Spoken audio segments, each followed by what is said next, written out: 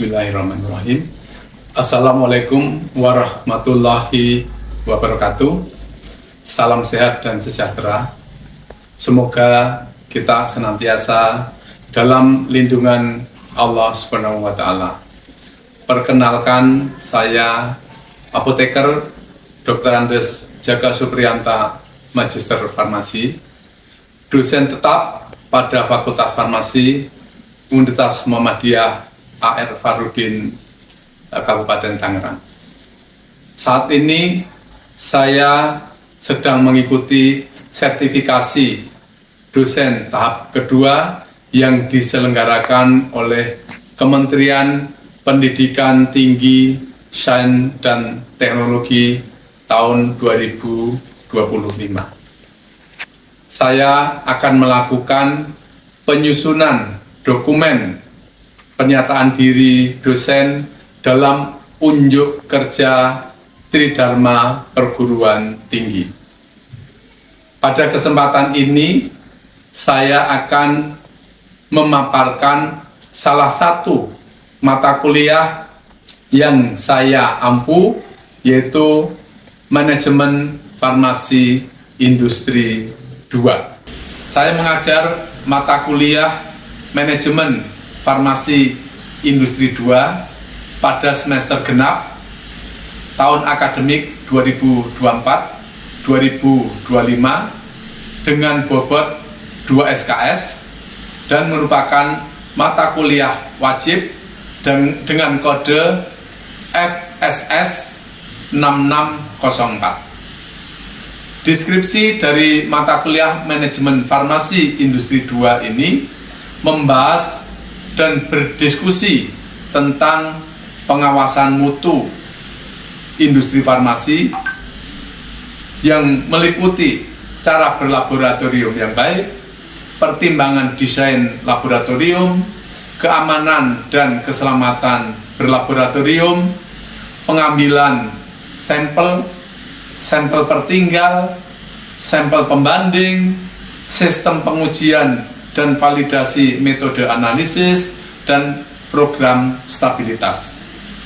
Mata kuliah ini juga membahas dan berdiskusi tentang sistem mutu industri farmasi, pengkajian mutu produk, manajemen risiko mutu, kualifikasi mesin dan peralatan, validasi pembersihan, validasi proses, kegiatan alih daya, keluhan dan penarikan produk obat. Perkuliahan ini diselenggarakan dengan metode blended learning, yaitu pendekatan pembelajaran yang memadukan metode pembelajaran tatap muka di kelas atau luring dengan metode pembelajaran menggunakan teknologi atau daring.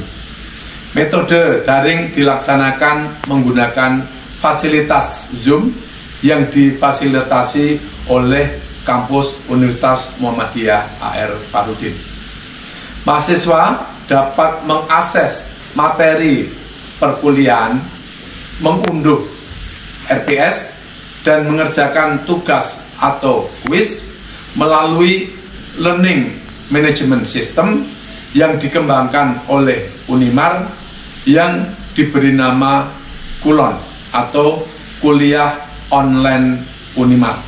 Metode pembelajaran yang saya gunakan bersifat aktif, partisipasif, dan berbasis pada pengalaman seperti ceramah interaktif untuk membangun pemahaman mahasiswa terhadap penerapan mutu di industri farmasi, diskusi kelompok yang mendorong kolaborasi mahasiswa dalam menyelesaikan studi kasus.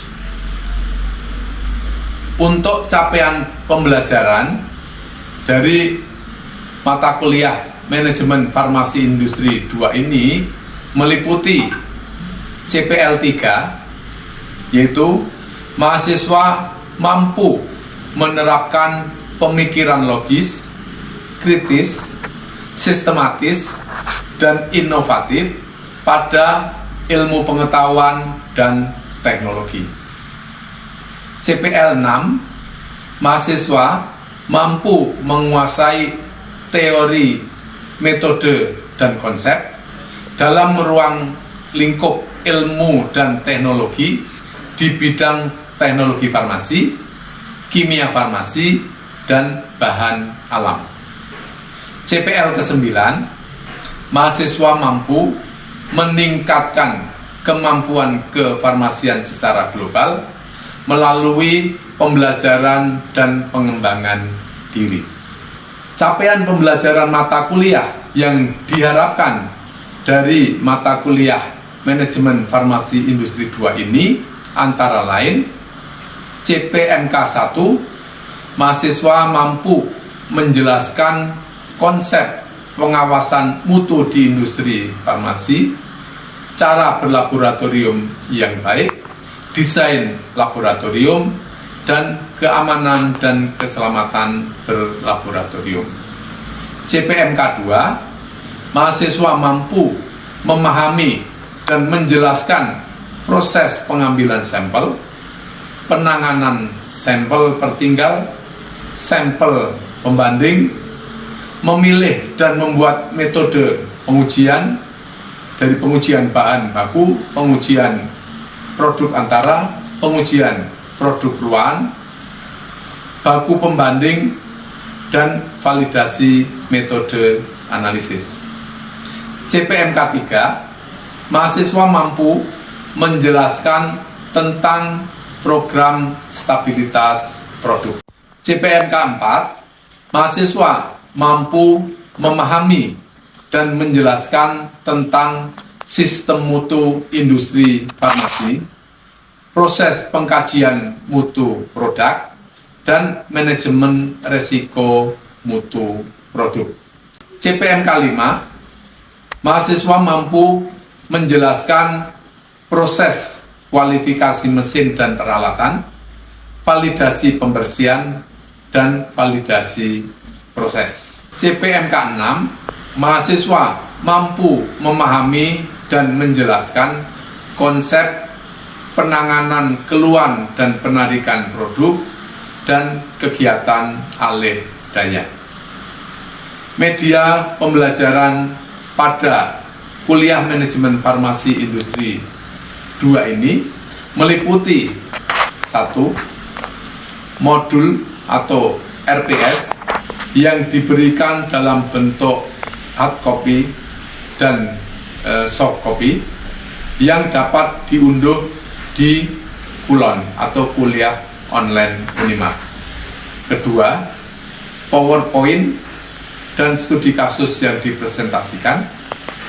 Yang ketiga, metode video pembelajaran.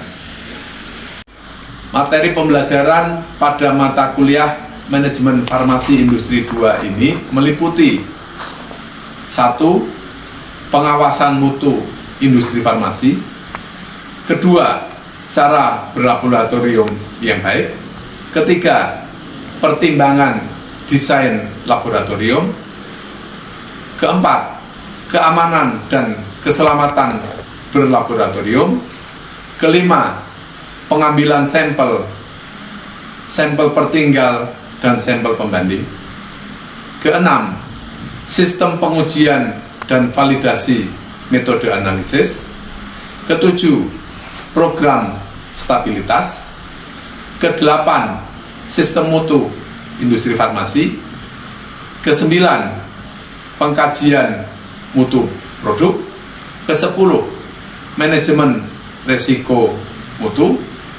Kesebelas, kualifikasi mesin dan peralatan. Kedua-belas, validasi pembersihan. Ketiga-belas, validasi proses. Ke-14, keluhan dan penarikan produk dan kegiatan alih daya. Aturan perkuliahan mata kuliah Manajemen Farmasi Industri 2 adalah sebagai berikut. Pertama, perkuliahan dibuka dengan mengucap salam pembuka, membaca basmalah, membaca Al-Quran. Materi kuliah ditutup dengan membaca hamdalah dan salam penutup. 2. Perkuliahan dilaksanakan 14 kali pertemuan di luar UTS dan UAS. Ketiga, absensi kurang dari 75% tidak diizinkan ikut UAS. Keempat, jumlah pertemuan sebelum UTS sebanyak 7 kali pertemuan, 4 kali pertemuan tatap muka, dan 3 kali pertemuan daring. Kelima, jumlah pertemuan setelah UTS sebanyak 7 kali dengan dilaksanakan 4 kali pertemuan tatap muka atau luring dan 3 kali pertemuan secara daring. Penilaian dalam mata kuliah Manajemen Farmasi Industri 2 ini mencakup 4 komponen. Nomor 1, absensi dan keaktifan mahasiswa di kelas sebesar bobot 10%. Kedua, tugas presentasi dan etika dengan bobot sebesar 30%. Ujian tengah semester dengan bobot sebesar 30%. Dan keempat, ujian akhir semester dengan bobot sebesar 30%. Penilaian dilakukan secara objektif berdasarkan indikator seperti ketepatan penguasaan materi, partisipasi aktif, dan kemampuan analisis suatu kasus. Saya menggunakan rubrik penilaian yang jelas dan terukur, dan hasil evaluasi disampaikan kembali kepada mahasiswa sebagai bagian dari proses umpan balik untuk meningkatkan kualitas pembelajaran. Dengan pendekatan ini akan menciptakan pembelajaran yang berpusat pada mahasiswa guna menyiapkan lulusan yang mampu berpikir kritis dan adaptif terhadap perubahan serta siap bersaing menghadapi dunia kerja di industri farmasi. Tahapan berikutnya, marilah kita simak dan ikuti video pembelajaran mata kuliah Manajemen Farmasi Industri 2 berikut. Assalamualaikum warahmatullahi wabarakatuh. Kita ketemu lagi di perkuliahan mata kuliah Manajemen Farmasi Industri kedua. Ini adalah pertemuan ke-8. Setelah rehat 1 pekan, kalian mengadakan ujian tengah semester. Semua sehat? Alhamdulillahirrahmanirrahim. Marilah kita buka dulu perkuliahan ini dengan membaca basmalah.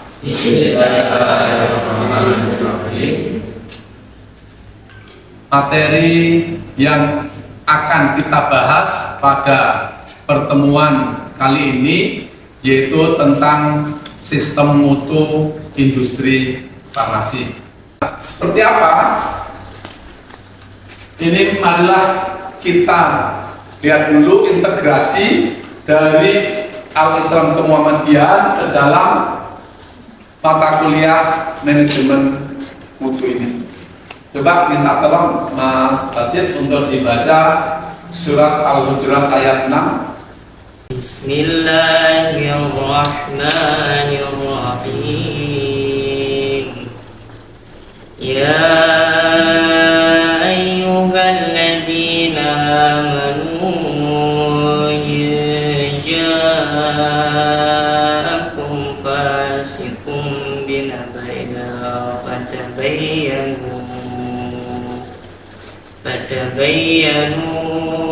an tusibu qauman bijahalatin fatusbihu ala ma fa'altum nadimin. Itu tadi surat Hujurat sudah dibaca oleh Mas Basir. Artinya, wahai orang-orang yang beriman, jika seseorang fasik datang kepadamu membawa suatu berita, maka telitilah kebenarannya agar kamu tidak mencelakakan suatu kaum karena kebodohan yang akhirnya kamu menyesali perbuatan itu. Ini sebenarnya juga bagian dari suatu manajemen mutu, ya, yang mana ini Allah sudah memperingatkan bahwa kita tidak diperbolehkan mempercayai langsung kepada para kaum fasik yang sering menyebarkan sesuatu yang untuk memecah belah kaum muslimin. Ya. Selanjutnya kita akan masuk ke materi tentang manajemen mutu atau sistem mutu di industri farmasi. Kita akan lihat dulu sejarah singkat penerapan dari sejarah CPOB di industri farmasi. Sejarah CPOB ini dimulai sudah lumayan panjang, dimulai tahun 1971. Pemerintah saat itu mungkin masih wacana untuk membentuk atau melakukan sertifikasi terhadap industri farmasi yang ada di Indonesia. Disusul tahun 1990 dikeluarkan petunjuk operasional pedoman CPOB yang pertama. Dari dikeluarkannya petunjuk operasional ini dimulai pula sertifikasi CPOB di industri farmasi. Baru tahun 2001 dikeluarkan pedoman CPOB yang kedua. CPOB selanjutnya itu dikeluarkan tahun 2006, yaitu pedoman CPOB yang ketiga yang terkenal dengan CPOB 2006.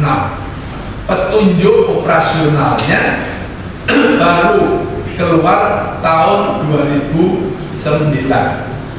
Di sini di CPOB 2006 diperkuat di Permenkes 1799 ini juga ada persyaratan untuk menjadi penanggung jawab. Kalau sebelumnya penanggung jawab itu tidak mempertimbangkan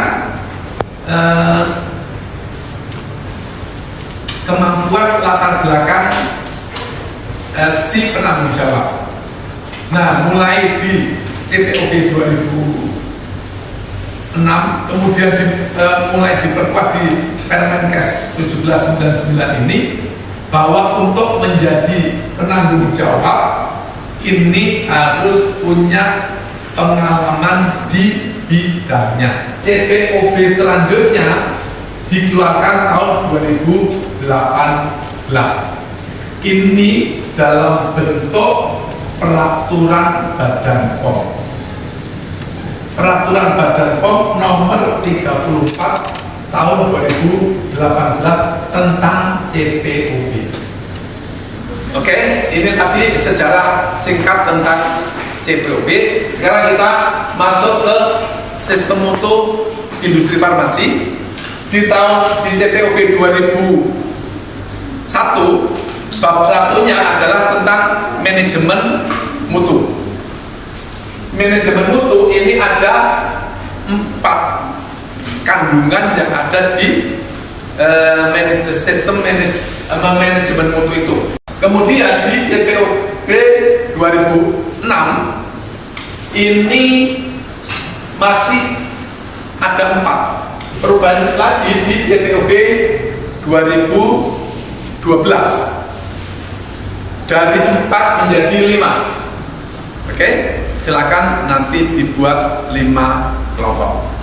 Oke, tadi Bapak minta untuk dibuat menjadi 5 kelompok. Ada kelompok 1 membahas tentang pemastian mutu, kelompok kedua membahas tentang CPOB yang ada di sistem mutu industri farmasi, kelompok ketiga membahas tentang pengawasan mutu, yang keempat membahas tentang pengkajian mutu produk, dan kelompok 5 membahas tentang manajemen risiko mutu. Dan nanti sistemnya, nanti kelompok 1 bertanya ke kelompok 2, kelompok 2 bertanya ke kelompok 3, kelompok 3 bertanya ke kelompok 4, kelompok 4 bertanya ke kelompok 5, kelompok 5 bertanya ke kelompok 1. Ya, paham ya? Oke, silakan dibuat kelompoknya.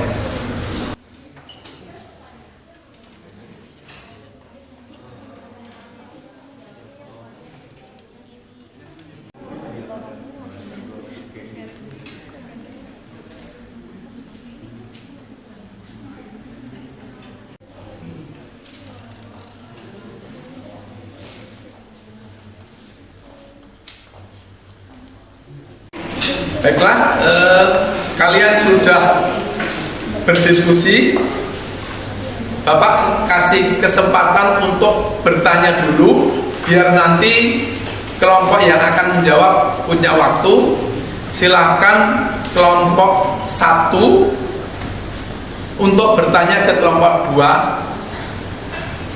Nanti kelompok 2 bertanya ke kelompok 3, dan seterusnya. Oke, baiklah, dari kelompok 1.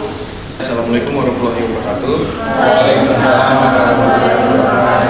Perkenalkan, nama saya Muhammad Ryan Hakiki dari kelompok 1. Izin bertanya kepada kelompok 2 mengenai CPOB. Pertanyaannya adalah, mengapa dalam sistem mutu industri farmasi masih ada pembahasan tentang CPOB, sedangkan materi peraturan ini adalah tentang CPOB? Terima kasih. Oke, nanti pertanyaan kelompok 1, silakan kelompok 2 bertanya dulu ke kelompok 3. Terus lanjut, nanti kelompok 3 bertanya ke kelompok 4, kelompok 4 bertanya ke kelompok 5, kelompok 5 bertanya ke kelompok 1. Assalamualaikum warahmatullahi wabarakatuh. Saya perwakilan dari kelompok 2 izin bertanya ke kelompok 3. Mengapa ada pengawasan mutu dalam sistem mutu industri farmasi, sementara dalam bab 7 peraturan ini juga terdapat aspek tentang pengawasan mutu? Apa perbedaan dari kedua materi tersebut? Terima kasih. Assalamualaikum warahmatullahi wabarakatuh. Izin bertanya ke kelompok 4. Tadi dijelaskan bahwa pengkajian untuk produk merupakan perubahan dari pengkajian produk tahunan dalam CPOB 2001. Apa perbedaan dari keduanya? Assalamualaikum warahmatullahi wabarakatuh. Ya, saya di sini perwakilan dari kelompok 4 izin bertanya kepada kelompok 5 mengenai pertanyaan saya, yaitu mengapa di dalam manajemen risiko mutu itu menjadi bagian dari sistem mutu industri farmasi. Sekian, terima kasih. Baik, assalamualaikum warahmatullahi wabarakatuh. Perkenalkan, nama saya Noval dari kelompok 5. Izin bertanya kepada kelompok 1 terkait dengan pemastian mutu. Dalam manajemen mutu atau sistem mutu industri farmasi dikatakan bahwa pemastian mutu itu merupakan motor atau penggeraknya. Mohon dong dijelasin maksud dari tersebut itu. Terima kasih. Oke, setelah masing-masing kelompok bertanya ke kelompok yang lain, silakan untuk mendiskusikan kurang lebih 3-5 menit, baru nanti masing-masing kelompok untuk memberikan jawabannya. Baik, terima kasih kepada kelompok 5 yang sudah bertanya. Izin menjawab pertanyaan dari kelompok 5 tadi. Tadi kan dalam sistem mutu industri farmasi sudah dikatakan bahwa pemastian mutu itu merupakan penggerak. Hal ini dimaksudkan bahwa keberhasilan atau konsistensi dalam melaksanakan sistem mutu berada di bagian pemastian mutu, di mana bagian pengawasan mutu dalam pelaksanaan pengujian atau konsistensi dalam menjalankan SOP itu akan dikontrol atau diawasi oleh pemastian mutu. Baik, saya di sini akan menjawab pertanyaan dari kelompok 1. Di sini ada CPOB. Dalam hal ini adalah bagian dari manajemen mutu yang memastikan obat dibuat dan dikendalikan secara konsisten untuk mencapai standar mutu yang sesuai dengan tujuan penggunaan dan persyaratan izin edar, persetujuan uji klinik atau spesifikasi produk. Sedangkan CPOB dalam peraturan ini mencakup CPOB dalam seluruh aspek. Di mana kelompok 1 apakah sudah jelas? Oke. Assalamualaikum warahmatullahi wabarakatuh. Waalaikumsalam warahmatullahi wabarakatuh. Jadi gini teman-teman, pada prinsipnya tugas dan tanggung kedua pengawasan mutu yang dimaksudkan adalah sama memberikan gambaran tentang kegiatan di pengawasan mutu. Pengawasan mutu tersebut mencakup pengambilan sampel, spesifikasi, pengujian serta termasuk pengaturan dokumentasi dan prosedur kelulusan yang memastikan bahwa semua pengujian yang relevan telah dilakukan dan bahan tidak diluluskan untuk dipakai atau produk diluluskan untuk dijual sampai mutunya telah dibuktikan persyaratan. Penjelasan tentang pengawasan mutu dalam bab 7 dijabarkan lebih detail. Assalamualaikum warahmatullahi wabarakatuh. Izin menjawab pertanyaan dari kelompok 3 tadi yang bertanya mengenai pertanyaannya. Tadi jelaskan bahwa pengkajian mutu produk merupakan perubahan dan pengkajian produk tahunan dalam CPOB 2001 dan apa perbedaan dari keduanya. Jadi izin menjawab teman-teman hasil dari diskusi kami satu kelompok dan beserta dari materi apa yang telah dijelaskan dari Bapak dosen pengampu. Izin menjawab terkait pertanyaan tersebut, yaitu pengkajian produk tahunan dibuat setelah selesai tahun berjalan. Dilakukan dengan mendata semua batch produk yang diproduksi dalam 1 tahun bila terdapat penyimpanan di data tanpa ada rekomendasi perbaikan. Pengkajian mutu itu dapat dilakukan dalam 3 bulan, 6 bulan, maupun 1 tahun atau lebih berdasarkan jumlah batch yang diproduksi setiap produk. Bila jumlah batch yang diproduksi per bulan itu banyak, dapat ditetapkan sesuai batch yang telah diproduksi atau dapat pula bila ada penarikan produk. Baik, di sini kami dari kelompok 5 izin menjawab pertanyaan dari kelompok 4, yaitu terkait manajemen risiko mutu. Pertanyaannya itu mengapa manajemen risiko mutu menjadi bagian dari sistem industri farmasi. Jawaban dari kelompok kami adalah manajemen risiko mutu adalah suatu proses sistematis untuk melakukan penilaian, pengendalian, komunikasi dan pengkajian risiko terhadap mutu obat. Lalu dengan pengertian ini, maka setiap langkah dalam kegiatan CPOB harus disertakan atau dibuat kajian risiko untuk mengurangi hal yang tidak diinginkan terhadap produk. Lalu perubahan yang terkait dengan bahan baku, bahan kemas, proses produksi, pengujian, spesifikasi harus dibuat kajian risiko sebelum dilakukan perubahan. Oke, baiklah, demikian tadi hasil diskusi dari materi tentang sistem mutu industri farmasi. Alhamdulillah semua pada berjalan diskusinya. Mungkin itu yang bisa kami sampaikan untuk materi perkuliahan pada hari ini. Kita akan ketemu perkuliahan di pekan depan. Kita akan membahas tentang materi yang lain. Marilah kita tutup perkuliahan ini dengan sama-sama membaca hamdalah. Amin. Bapak akhiri, assalamualaikum warahmatullahi wabarakatuh. Demikian video pembelajaran pada mata kuliah Manajemen Farmasi Industri 2 di Universitas Muhammadiyah Air Farudin, Kabupaten Tangerang. Video ini dibuat untuk digunakan sebagai salah satu syarat penyusunan pernyataan diri dosen dalam unjuk kerja Tridharma Perguruan Tinggi atau PDD UKT-PT. Semoga dapat menjadi pertimbangan yang baik dalam proses pengajuan sertifikasi dosen gelombang 2 tahun 2025. Terima kasih. Nasrun minallah wa fatun qorib wa basiril mu'minin. Wassalamualaikum warahmatullahi wabarakatuh.